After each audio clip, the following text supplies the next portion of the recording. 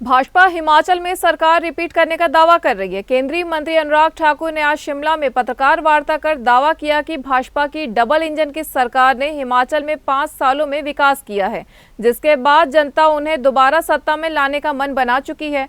अनुराग ठाकुर ने कांग्रेस और आम आदमी पार्टी पर भी जमकर निशाना साधा है। अनुराग ठाकुर ने कहा कि हिमाचल की डबल इंजन की सरकार ने एम्स, बल्क ड्रग पार्क जैसे बड़े संस्थान प्रदेश को दिए हैं।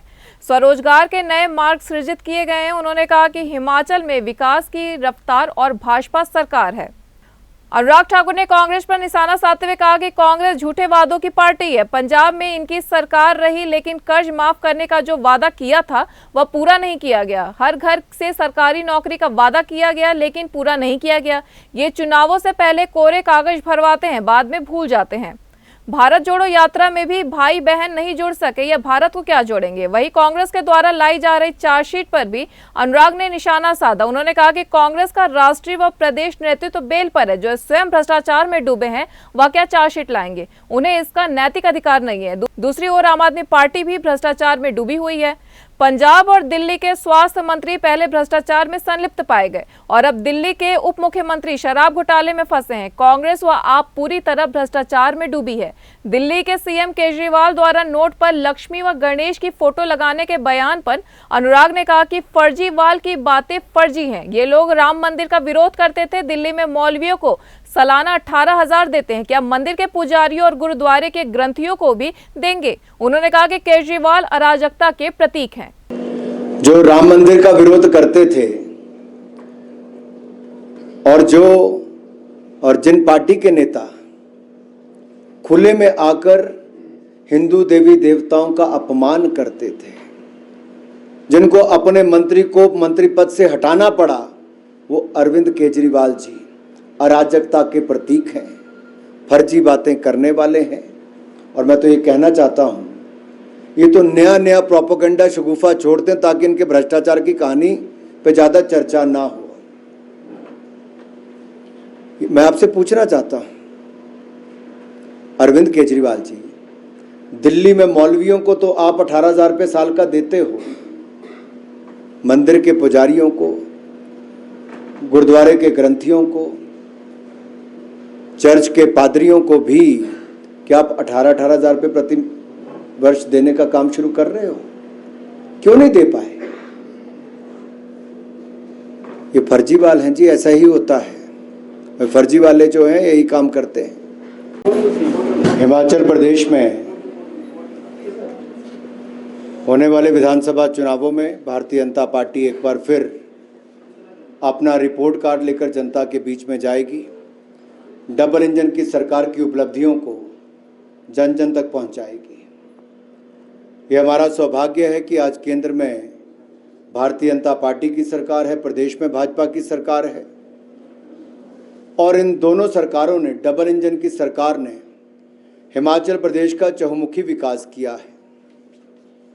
आज अगर मैं हिमाचल प्रदेश की बात करूं तो जो 5 साल पहले नजर नहीं आता था, आज हिमाचल प्रदेश में ट्रिपल आईटी भी है, आईआईटी भी है, आईआईएम भी है, सेंट्रल यूनिवर्सिटी भी है, एनआईटी भी है, और 6 मेडिकल कॉलेज, 1500 करोड़ रुपए की लागत से एम्स अस्पताल, 100 सीट का मेडिकल कॉलेज, 60 सीट का नर्सिंग कॉलेज, और लगभग 400 करोड़ रुपए की लागत से पीजीआई सैटेलाइट केंद्र, और ऐसा ही नहीं, 180 करोड़ रुपए की लागत से हाइड्रो इंजीनियरिंग कॉलेज, 500 करोड़ की सेंट्रल यूनिवर्सिटी, ना जाने कितने शिक्षण संस्थान, केंद्रीय विद्यालय, 4 लेन सड़कें, रेलवे जो कभी होता ही नहीं थी वो ऊना से लेकर दौलतपुर चौक तक पूरी कर ली गई।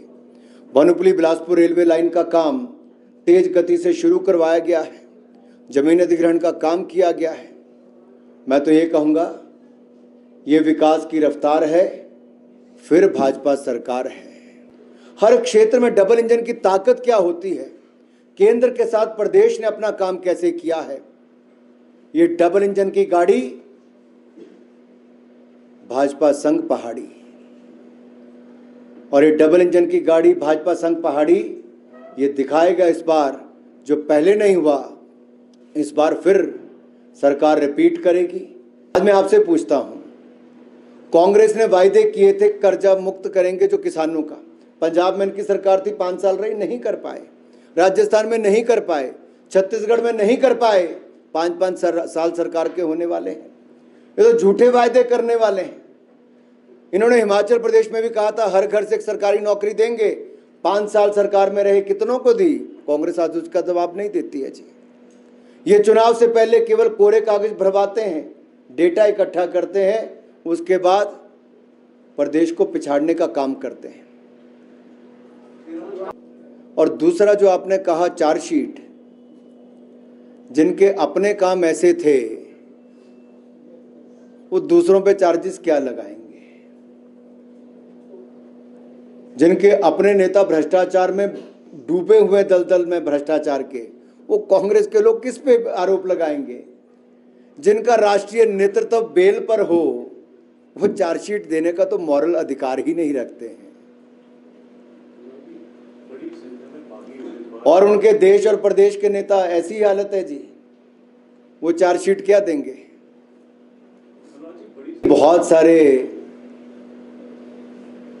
चीजों को मद्देनजर रखते हुए रणनीति तय करती कि किसको कहां से लड़ाना है। और कोई राजनीतिक दल ये नहीं चाहता कि उसकी सीटें कम आए।